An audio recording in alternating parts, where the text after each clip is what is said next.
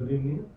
On behalf of National Gallery of Modern Art Bengaluru, under the aegis of Ministry of Culture, Government of India, I extend a warm welcome to all of you. Today's event is held in conjunction with our ongoing in-house curated exhibition, Kaal Netra, Sacred Matrices, Seema Kohli's Living Mythic Universe, curated by Darshan Kumar. This exhibition explores the living mythic universe brought to life through Seema Kohli's distinctive visual language. Today's panel discussion, titled Under the Skin of Time, offers a chance to engage with layered perspectives on time, mythology, memory, and artistic practice.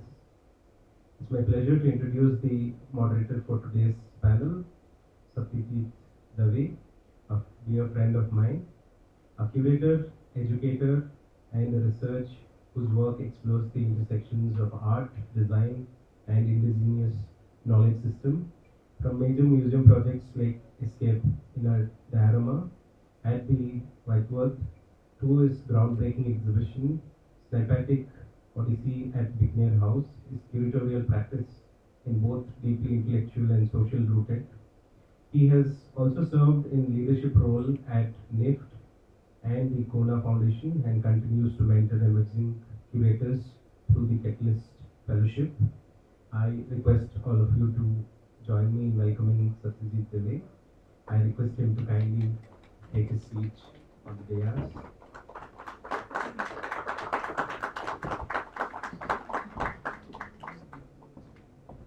Our first panelist, the artist, Seema Kohli, is one of India's most celebrated contemporary artists, working across visual and performative media. Her multidisciplinary practice explores the sacred feminine through myth, fantasy, and transformation. Her work is part of collections at British Museum, Kiran Museum of Art, Rubin Museum, and many more. I welcome the artist on the dais for the panel.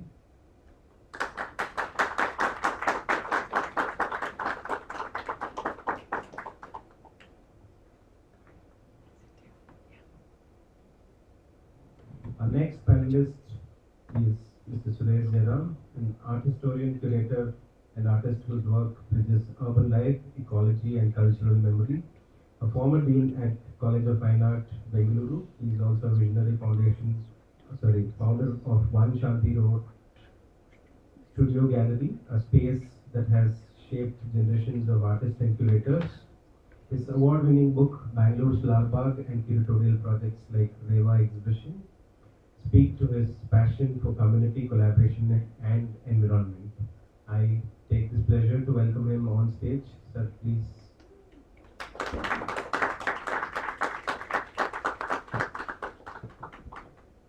We are delighted to welcome Girish Shahane, an independent writer, critic, and curator with a keen voice in Indian contemporary art, a Rhodes Scholar, and a former director of India Art Fair. His writing has appeared in Art India, Scroll, Mint, Launch, and many more. His curated major exhibitions across India, including A Bold Step Sideways, Solitary Companions, and the recent Gaitunde Souza show in Mumbai. Sir, I please welcome you to the panel. Last but not least, Mr. Jaiveer Johal, our final panelist, brings the perspective of patron, collector, and cultural entrepreneur. Passionate about textile arts and decorative traditions of South India and the Deccan, he has worked with artisans to revive traditional practices for contemporary relevance. Beyond art, he leads the Johal Logistics Group and serves on boards of startups in clean energy sector. I kindly request him to take a pause.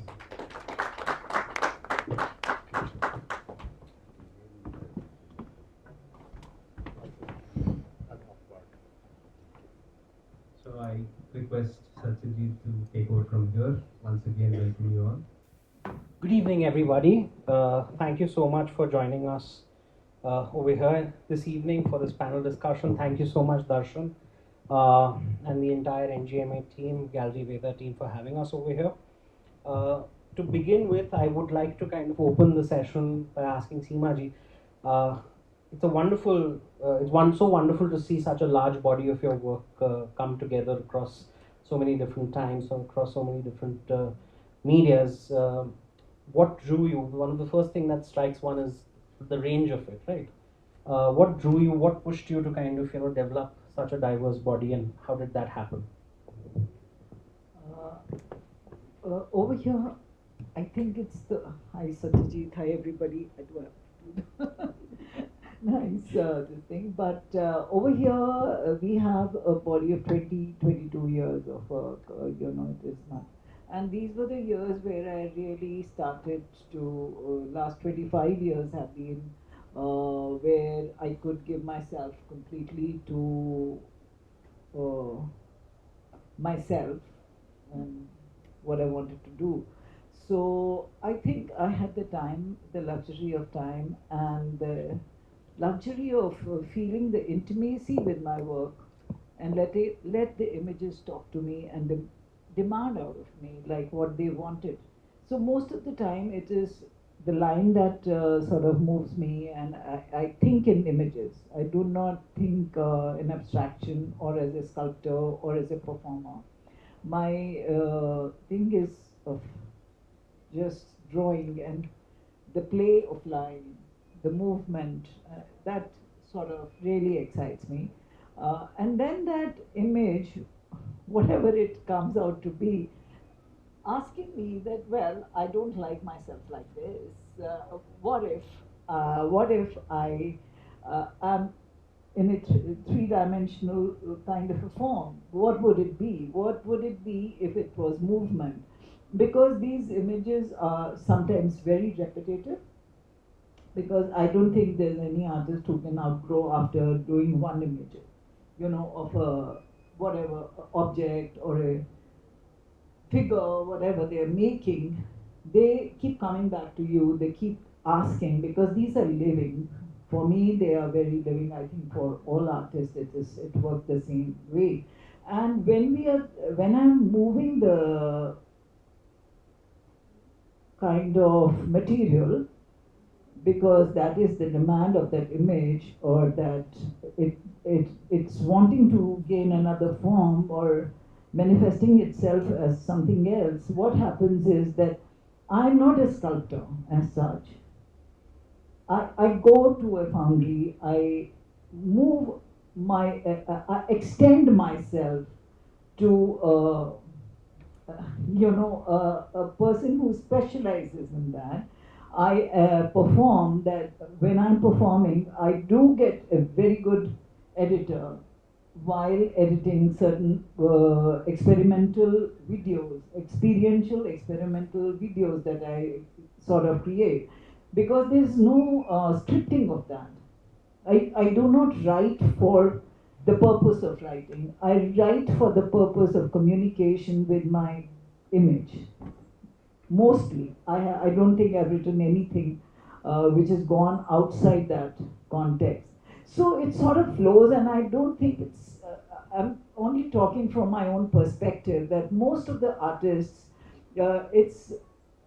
artist doesn't mean that painters, I'm any creative person. It is very important for me, for them, or for every one of these to move into different materials and then come back to your own material. I find new imagery, I find new experience to deal with, I find a new language to work with. It's very important, and that's why I never have a blockage. Like I've heard so many times some creative people saying that, oh God, now I'm at a blockage. There is, after, I need a break of 3 months or 2 months, because it's become very difficult now. So a stage doesn't come like that, because I move on to a different material, and that material manifests itself in a different form, and the same image, it can look very different. It will have the same concept, it will have the same meaning, but at the same time it will be very different than what you see as a line on a paper. So I think it has not been at all difficult for me to move from one, and it is a compulsion. It is a compulsion of the image, and I have to render myself to that. It's nothing to do with me in that. A follow up to that. it was a pleasure to write on your work and expand on the larger conversations about mythology and myth making in your practice. Um, how and where does the entire kind of cosmos that you build uh, develop and come from? Because I've seen your early works and they were on a very different trajectory. Yeah. So how did you eventually come here? I think myth making is the right word, because I do not connect to one kind of a myth or one cultural myth, because we are universal beings in the end, and we are like thinking, we are constantly understanding and constantly grasping so many things. Our conscious, subconscious minds are there, and there are also our totally unconscious minds which are grasping everything. I really like to get into the matter of the things, the storylines of every space that I venture into. I love to listen to their music, to read about them, whatever I'm doing, whatever I'm creating, so that it flows easily. And then whatever it flows comes out as a different myth. Like I just did something, press fawning. I was reading about her, and I could just see tamas and how the different levels of rasas in Indian mythology, they come about. And Prasvani is tamas. That is the space of lower subliminal levels from where everything is being created, and that is called Prasvani, in Greek mythology. And that's how I connect the Indian. And in between, there was one space where there was a story of Persephone and her mother, and the spring coming around, and everything happening on one part of the work, and the other part, it was moving to the Indian mythology of certain goddesses and gods which were working below the subliminal levels, which we call tamas. So it is kind of a storytelling, a kind of integrating various stories, because that's how our mind, at least my minds work. Because one thought is coming, I'm seeing this red chair, and this red chair is probably taking me to a pomegranate. Pomegranate is taking me to another story. So, or I'm just reinterpreting whatever my mind is. It's kind of coming out with that. And it's sort of very interesting when I hear these stories through the eye of a viewer. They are creating another story, which they are reading through my stories, and which are very different than what probably I would have. And that is my food. Like, that's what I feed on. And yeah, that's how the new stories are created, and they all, I think it's very easy for me to keep, it's like, writing in shortcut something and creating your own language, your own stories, your own myth making, and then just putting it across and seeing it. Yeah. Yeah, I also call it Dastan Gui, because I'm saying something very deep, but how it reaches you is in a very beautiful kind of sort of layering. And it's only that you start to unlayer it and unlayer it and unlayer it, and probably you will reach that. I'm talking only about the idea of the golden womb, the idea of universality, of the same blood flowing within each one of us, where there is no disparity or hierarchy.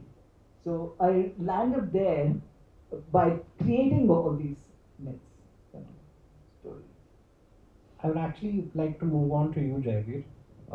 So to give the audience some context, I interviewed him at some point of time, and he said a wonderful thing that he sees a certain continuity in terms of creative practices, cultural practices over the course of 4,000 years. And I did not quite really understand what he was trying to say at that particular point of time. Then AD shot your house, and then every image kind of conveyed so many different aspects of the way in which you've collected and the way in which this becomes so evident in your thought and your collection. Um, Going right there, how do you kind of view Seema ji's work within the larger discourse and within the larger continuity of Indian art, and also because her work is also part of your collection? So how do you view that entire conversation? Well, I mean, first of all, if you look at Seema's practice and if you look at it and the deep kind of layering and going back to layers of Indian myths as well as myths that have traveled to India and via India, right?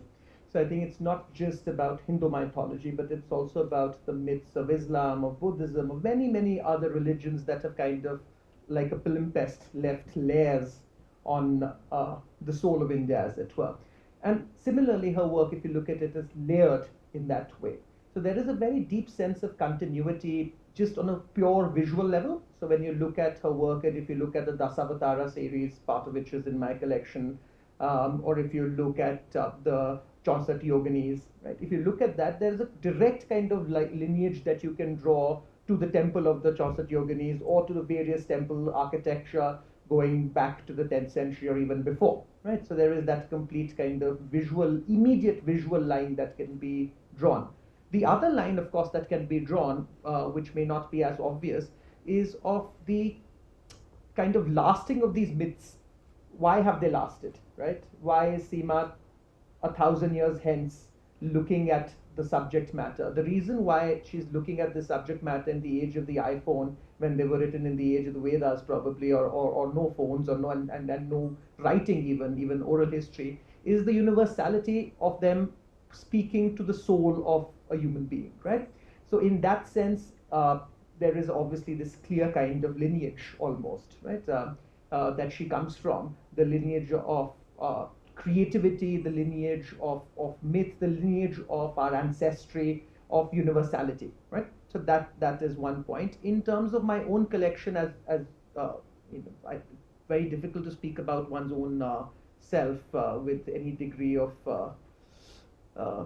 objectivity, right? So my collection is not very deep. It is based around the idea of what I find aesthetically pleasing. So without kind of ascribing anything to it, I think the visual beauty of Seema's work blends in well. But I do like works which I can live with, just the discussion that we were having prior to it. Yes. While Seema's work is very, in a sense, quote unquote, easy to live with, the more time you spend with it, the more you can kind of understand the various layers and depths of meaning to it. So it kind of has grown with me. Yeah. Girish, we were just discussing right at the exhibition hall. How do you kind of position as a curator? How do you view this entire conversation of myth making with material practices and experimentations? How and where would you position her work as a curator? Because you've also done some amount of work, if I'm not mistaken, in Chennai, photoing or something of that sort. It was in fact with Preeti and Sanjay, and that's Yeah, in that fact was the where I time when first I met you. met for the first time. I'd probably seen some of her work before, but she was sort of their favorite, I would say, artist, and so at that time I really got to know her work better. And to the last show that she had at Tao, which was a very fine show. So Thank you. it was, and of course now I got the opportunity to see this as well. Darshan, congratulations wherever you are on putting up this great show. As far as the history goes, I mean, I might ramble on a bit because it's a large question, so stop me if I do. But one can talk, for example, of the decorative, which is something that is very important to your work, Yeah. or the ornamental. So if I trace that thread, it was, of course, a very bad word for a long time. And about 20 years ago, maybe in 2003, I wrote a cover story in Art India on the upsurge, the kind of revitalization of India's decorative impulse, and how artists had finally, and I guess that Manjit Bawa might be the first one, maybe there were a few before that, but the first one who said, like, pink is so important in our culture. It's so important in miniature paintings. Yes. Why is everybody doing gray and brown and not pink? And of course, it was so startlingly different, and he established that kind of form. But though I would say that decorativeness also connects with artisanal traditions and also connects with femininity.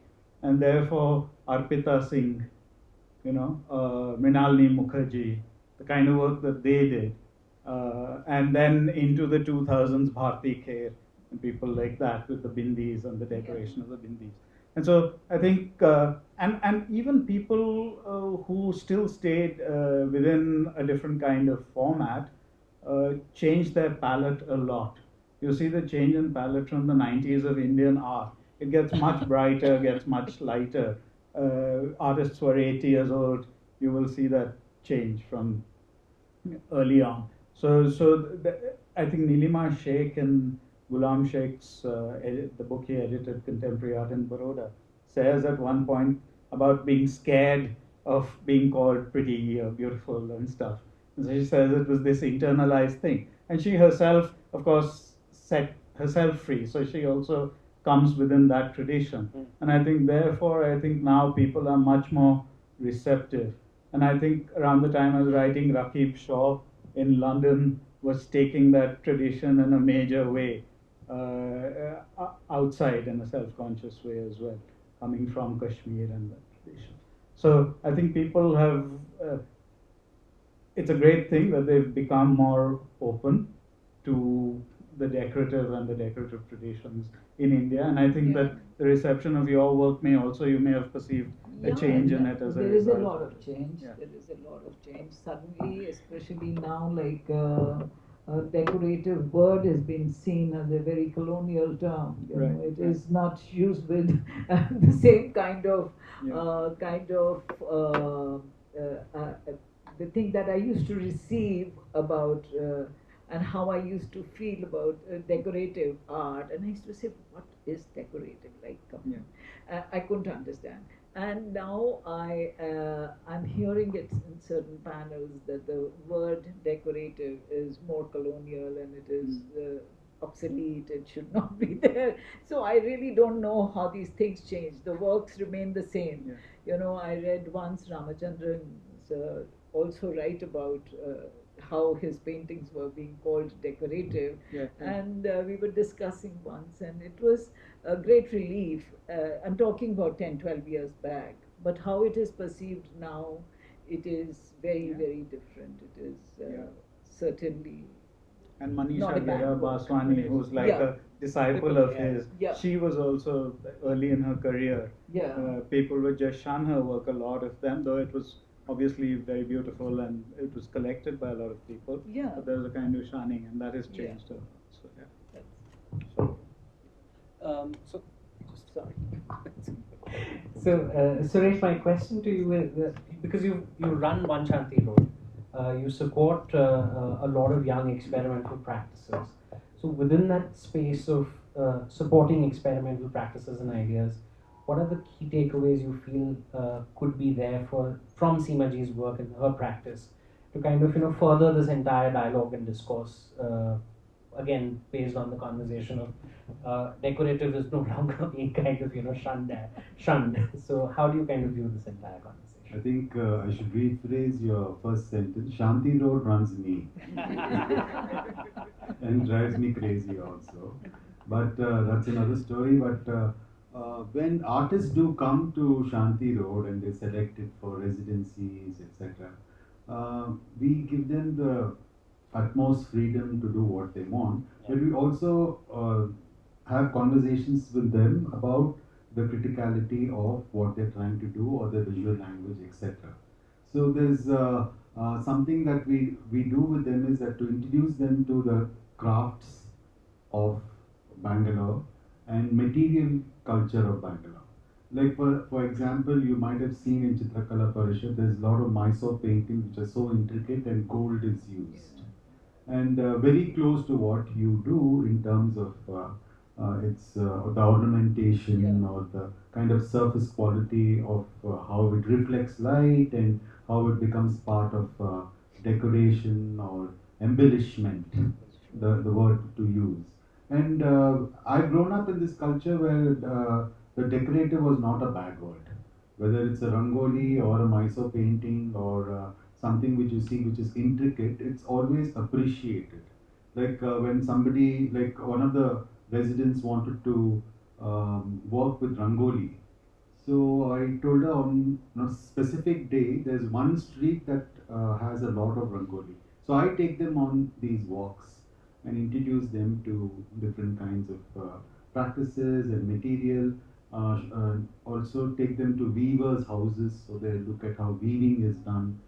Just around my house, very strangely, there in some gullies there are some weavers. And whenever I go there, they think I'm a local guide bringing all these people or something like that. But I tell them they're students, so they want to know about it. And there's never a time that they don't let us in. And either it's a goldsmith or it's a weaver or somebody, the lady putting rangoli on the street. We allow this to, like become part of their stay in Shanti Road. And I mean, I would obviously love an artist like Seema to be a resident there, but I think she's grown out of this kind No, of. I haven't. I haven't. I would No, but the still thing is that we allow for this multi-forked practice. Yeah. So you could do, like, just for that matter, one of our next step residencies ended. We took them to Kanike, which is an alternative photography studio, and all of them taught each other different ways of printing and photography, analog photography, and all of them were doing cyanotypes. They were doing other things which we had not seen. So there is a lot of scope for exploring. There's a lot of scope for saying this is process. But end of the day, maybe in the end of your residency, you might have to exhibit something. So and we also tell them that don't do the same thing that you've always been doing in your studio. If you want to explore something or learn from another artist who's staying in the residency, you're most welcome to do so. I actually want to prod to each one of you, like, when did beauty and when did the decorative become A bad word. A bad word? Because you just mentioned that while you were around, it wasn't really there. So was there a particular point that you I think feel? Girish probably would be able to Yeah. give a Yes, more Girish historical would know- perspective. know Yeah, this best. yeah, best. I think definitely it's a modernist kind of. Hmm. Yeah, so in Europe, very much at the turn of the 20th century. Yeah. And then with the immediate post-independence generation here, that would be the place where that separation was made very clearly. The arts and crafts movement, etc., etc. So you, I mean, still in Europe, Art Nouveau till that point, there's very much decoration was very, very strong. Yes. Part of that part of modernism. So I think that immediately after that. Also, this category of decorative arts. Yeah. And if we look at Madras and Cholamandal, and Jaiveer would know better because he's living there. But for us, it was very different to look at something that's coming out of Cholamandal or Chennai. And the kind of maybe the closest one could get to is Adi Moolam's line drawing and Seema's work. You know, the kind of intricacy and the kind of work that goes into using line as a language, etc. It also comes from a denigration of craft. So what happened is that if something is intricate and beautiful and has taken time to make, then by its very nature of being beautiful and being time consuming, it is not art, it is craft, right?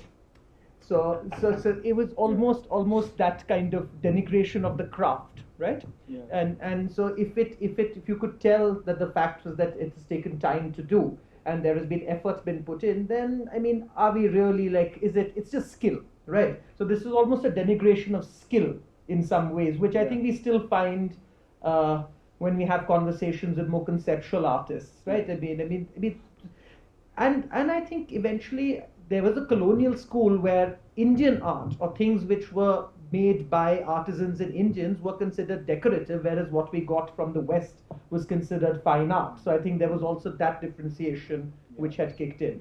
Absolutely, yeah. And since you mentioned Cholamandal and this, I have to, I mean, don't want to, it was an interesting joke that I did, slightly a bit of a joke, because Cholamandal is the Cholamandal Arts and Crafts Village, you know, so that's what it's called. But the idea was that, of course, art doesn't sell, so we'll do crafts on the side, and then our real soul will show in the paintings or sculptures that we do, which is a completely separate thing.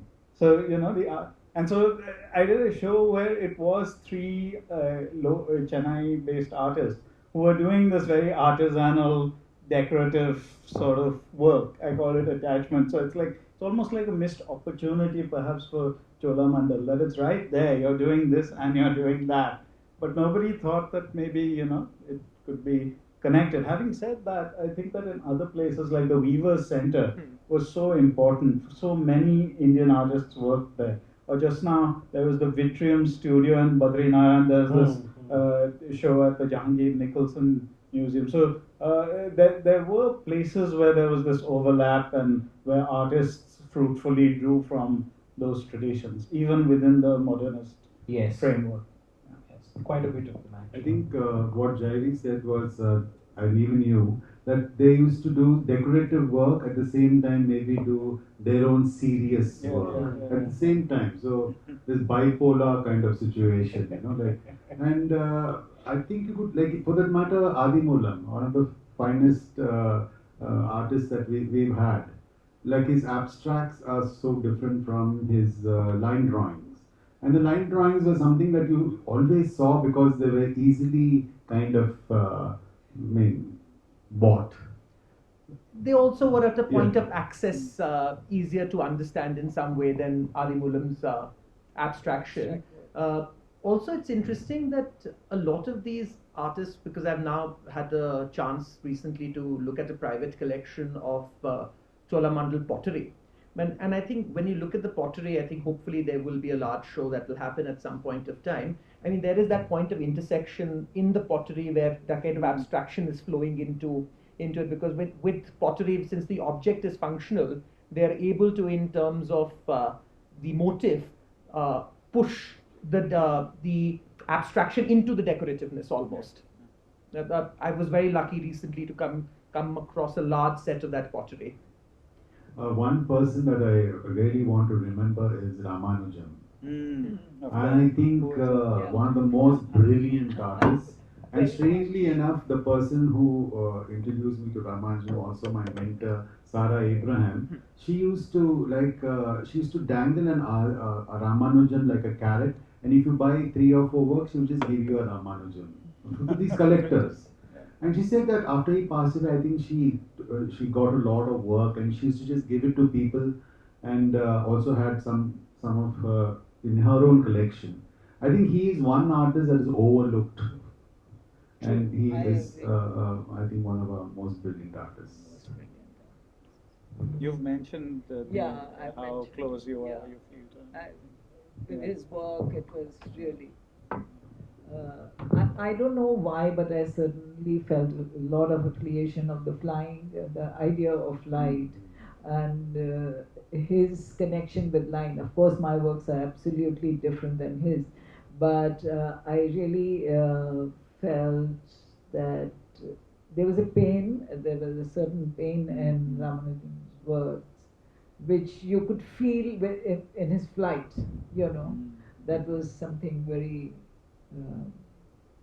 that's where I connected. Also mythology, mythology, coming from his own background, and also Tamil cinema, or whatever, you know, and the popular imagery. Yeah. And he drawing himself in it, like wearing a hat and going through all these mystical places. The big sets he was making, you know, with so much of intricacy.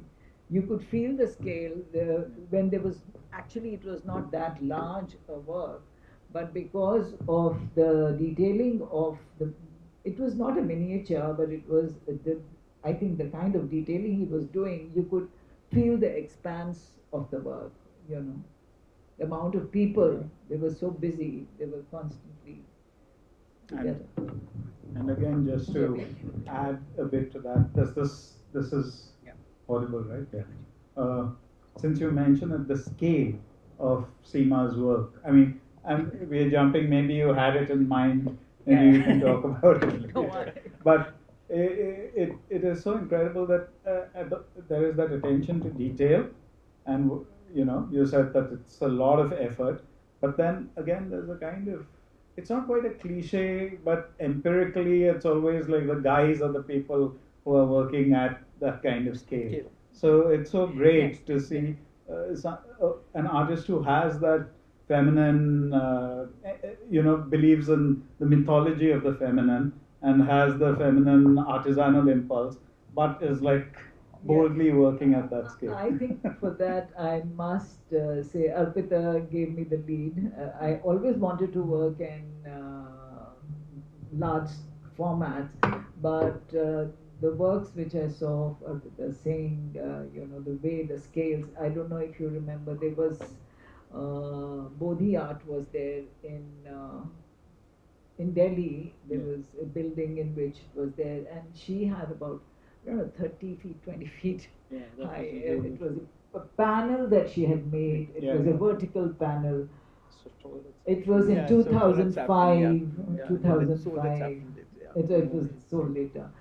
That was the time I really fell in love with that work, and I said, amazing. "Oh God, someday I want to make things like this." And that's how I think one generation influences the art practices of the younger artists. And then, of course, we saw at Kiran Nagar at her retrospective how she was.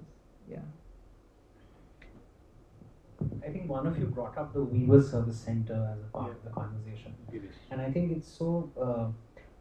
All the artists that you look at, the trajectory of their practice, who were working with the Weaver Service Center, have so.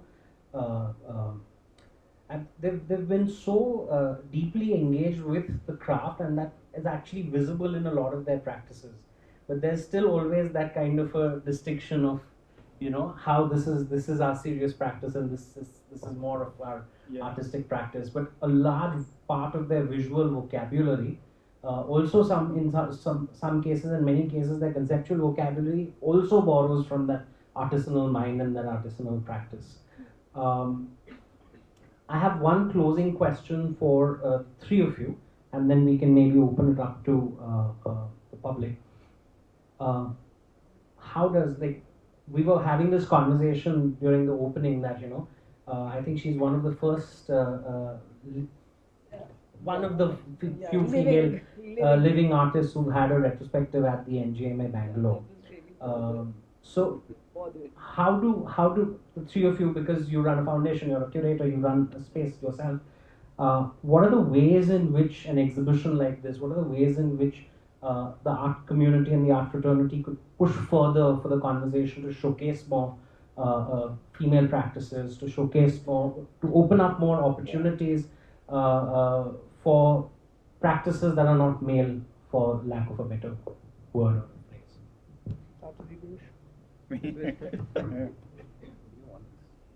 You sure?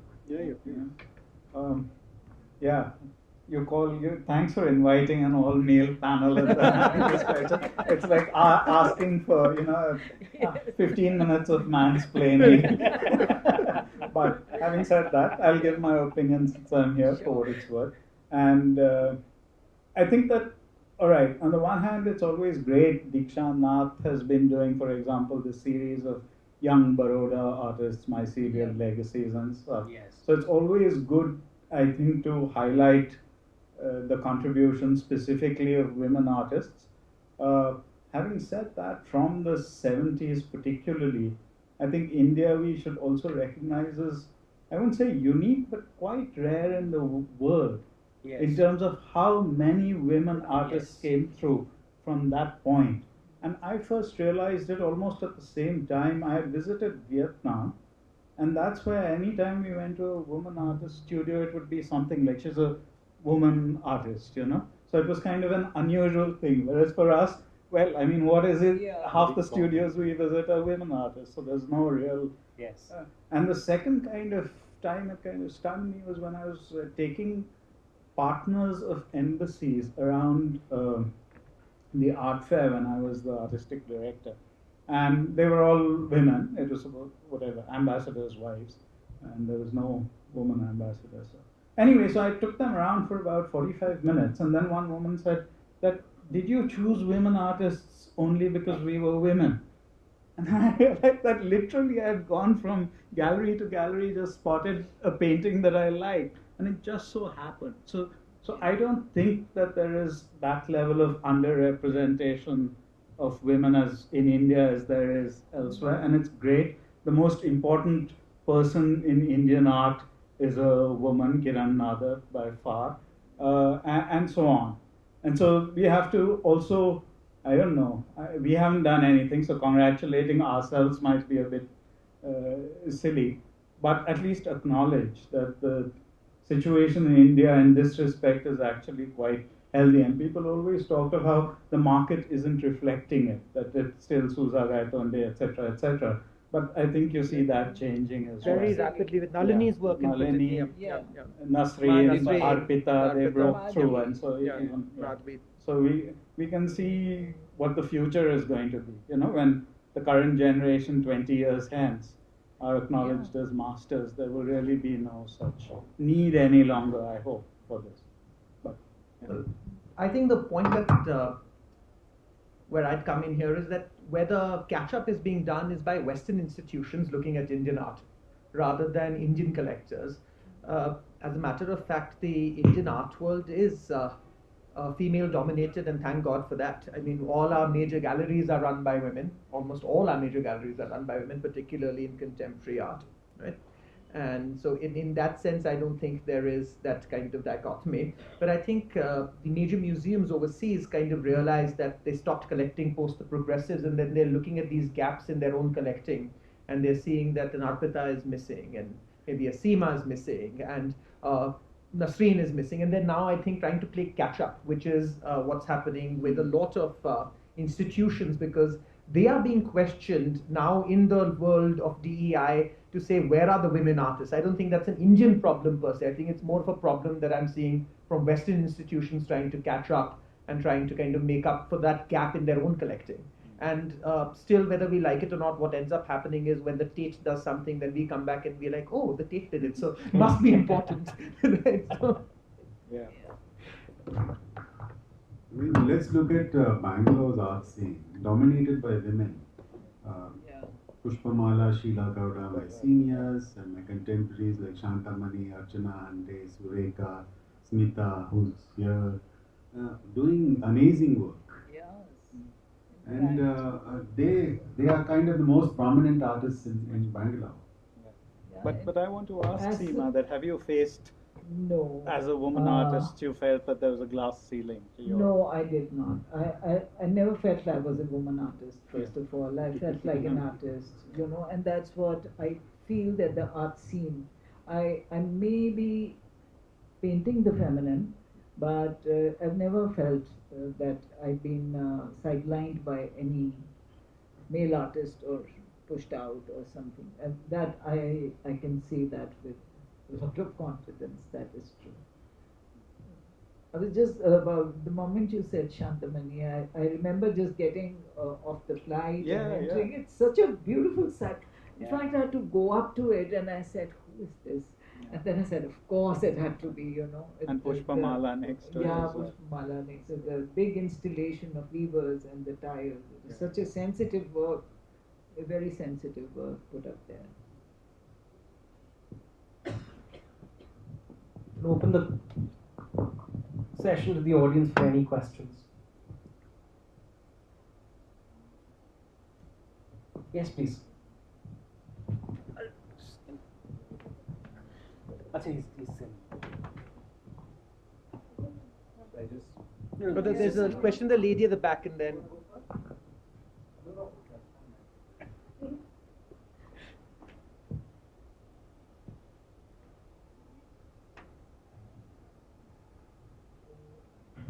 So I'm not coming from the art side, coming more from the mythology side. Two, three interlinked questions to you. One is, you know, we all know, I mean, we're all used to art being used to perform used to depict the formless, right?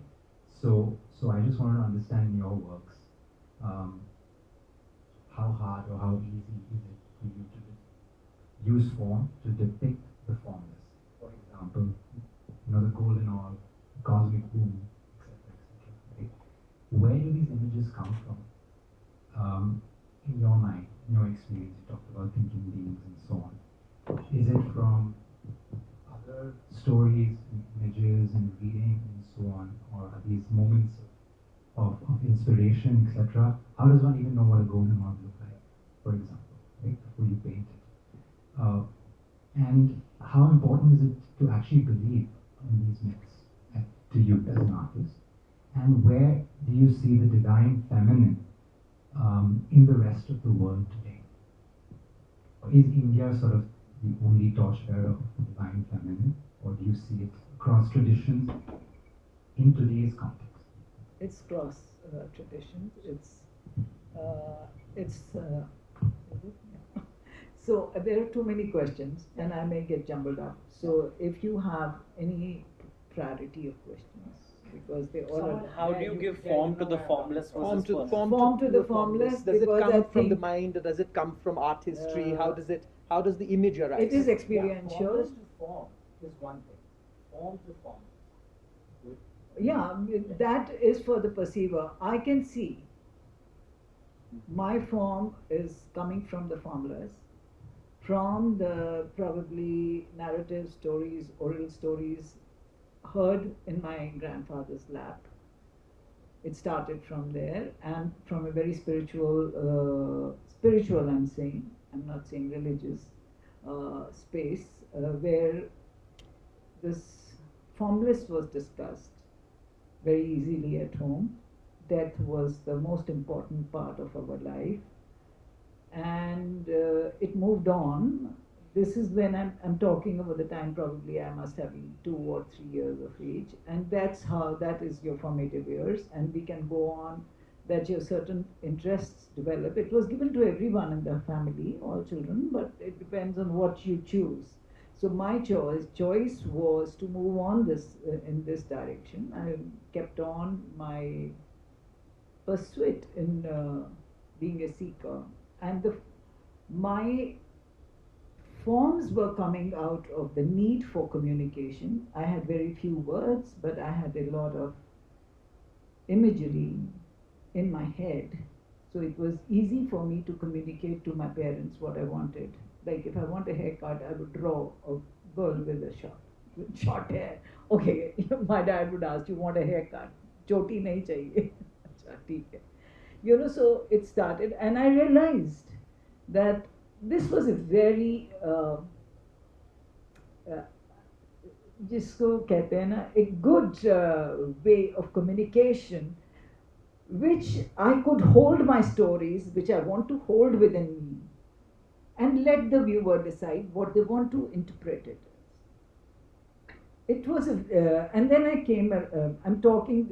It's a very long kind of a conversation, and it Blyton books, where you have the invisible link, and I would think, okay, this is like an invisible link, like whatever I'm thinking, people are thinking of it in another way, but I'm saying my story. I don't know if you can get what I'm saying, my words, but so this is how the form came from formless, and it again became formless for the other. How you are perceiving my form is your conception, right? And your perception. The idea of golden womb is what is happening between us all. Something is being created in this space which is new, and that is what is golden womb to me. There is a whole lot of this thing in Vedas and everything, but how I philosophically understand it is that this is a space which is constantly creating, recreating, never dying, positively recycling everything. Whatever I'm saying is being recycled by you in your mind, and that the space in between you and me is the golden womb. That's what I call golden womb, and it is not difficult for me to interpret it, because whatever I see, whatever I draw, or whatever I read, experience, it falls in the capsule of that golden womb. It is very comfortable there. And everybody gets connected. I do not find a difference between you and me. We are connected. You are breathing me, I'm breathing you, I'm breathing her, I'm breathing her. Everything is connected at whatever levels you want to connect with. It is not a religious statement, it is a spiritual statement. And I see the world connected through that consciousness, through that breath, the idea of breath, with each other. And that's what I paint. Anything else? The divine feminine in the world versus India. So the divine feminine is something which is constantly collaborating, constantly creating.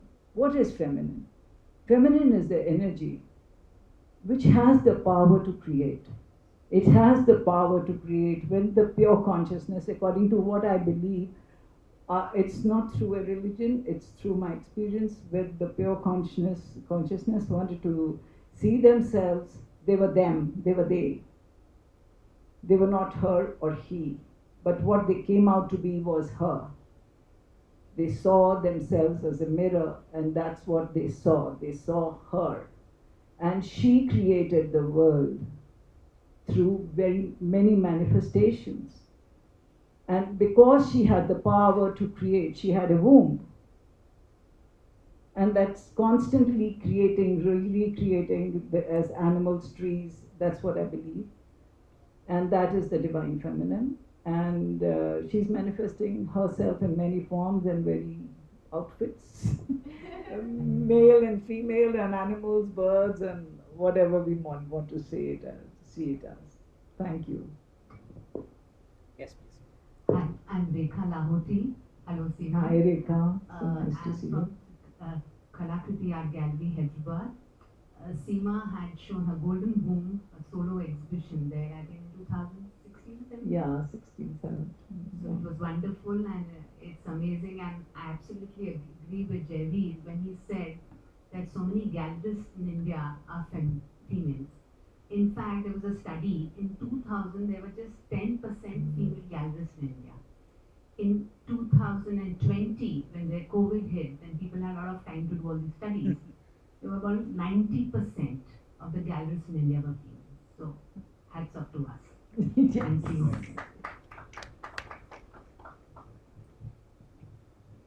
Any other questions?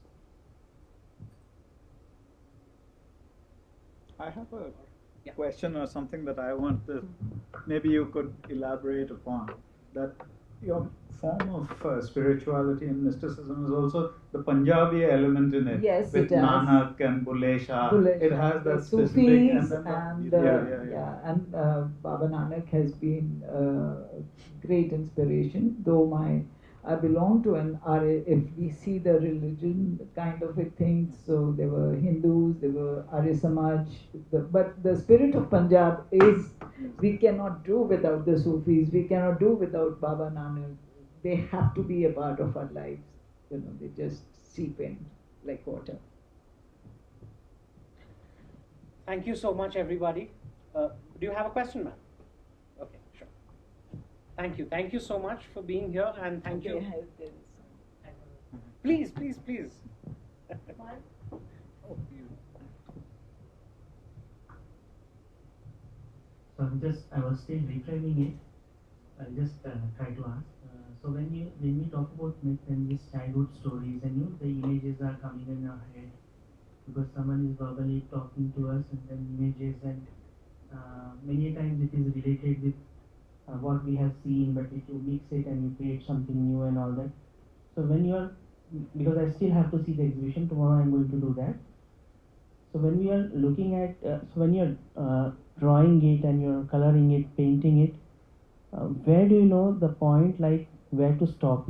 That I don't know. So many times actually I have to stop myself, and there are times when the paintings have come back from an exhibition and I've made changes. There are also times curators and gallerists come and say, okay, band Yes, karo. band karo isko, yaar, itna ho gaya, bas, iske so baad. where is that line, like it doesn't becomes like compulsive, but It is a compulsive It's order. compulsive. It is a compulsive disorder or order, whatever you make it. It is compulsive. There is a compulsion to do it. The gentleman at the back, please. This is specifically to Seema Kohli and any of the panelists. When are we going to see things from an Indic perspective and not the West? When are we going to stop using a Western prism and a lens? For example, though only one of you said it, the others I'm sure in chorus will say the same thing, that it's spiritual, you see, it's not about religion, number one. Number two, you talk about consciousness. No other system other than the Indic knowledge system has ever thought of the consciousness as a concept, all the Dharmic systems. So it's actually an Indic knowledge system concept. The others don't even have a concept.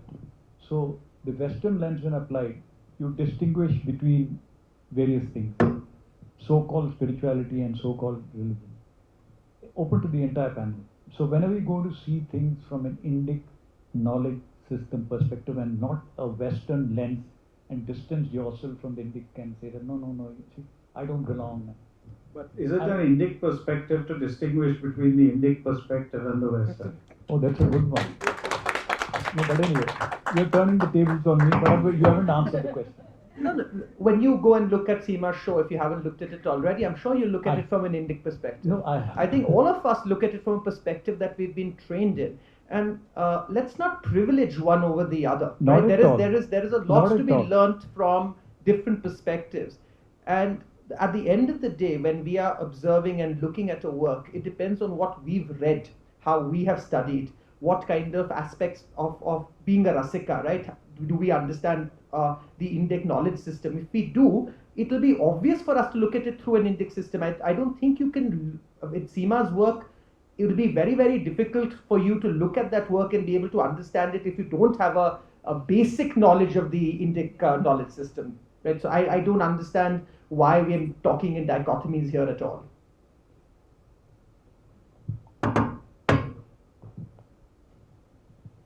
Anybody else? All right. So, Thank you. should we call it a day? Yes, please. Thank you. So, form to formless and formless to form. I mean, thank you for this wonderful perspective on Seema Kohli's the universe, what she has been practicing for 4 decades. I thank all the panelists for being here and gracing the panel and giving such a perspective towards her work and the other artistry aspects. So I thank one and all for being here for this panel. Before we close, I have announcements. We have other outreach programs. On 12th September, we have The Fourth Moon, a narrative performance by Seema Kohli with Seena and Sahil. On 13th, we have a workshop which will be conducted by the artist, Seema ji. The details will be shared shortly on social media platforms. And on 26th, we have the feminist offerings on gender and agency, a panel discussion moderated by Dwight. The panelists will be Smita Karyappa, Nautej Johar, and the artist Seema Kohli ji. So this is the announcements for the outreach program. And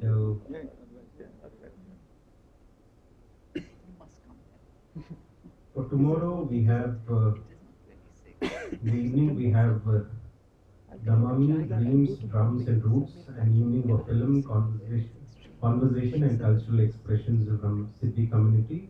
The event will start at 3:30.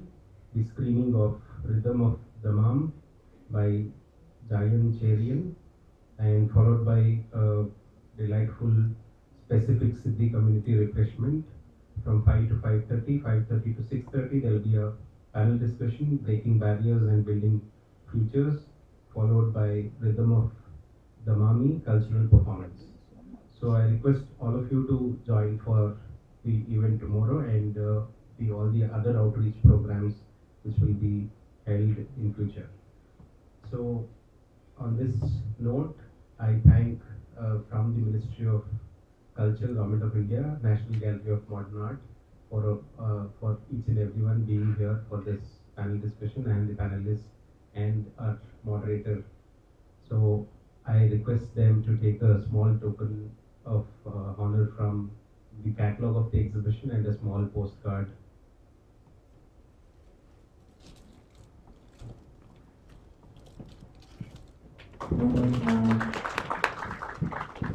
Thank you.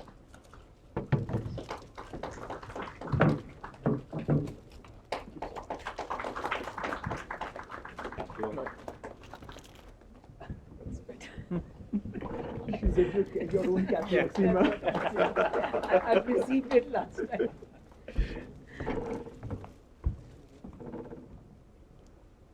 So thank you all. Please catch up the ongoing exhibition, Kaal Netra, and the Air India exhibition, the collection from the Air India, Sanhita, which has officially been transferred to National Gallery of Modern Art. So we'll be having more exhibitions from the collections, and we would be covering a lot of gaps from the collection, from the NGMA's perspective, to collect certain artists, the earlier work of many women artists and the other significant artists from the Indian artistry landscape. So thank you. Good evening. Sanjita called me. She's like,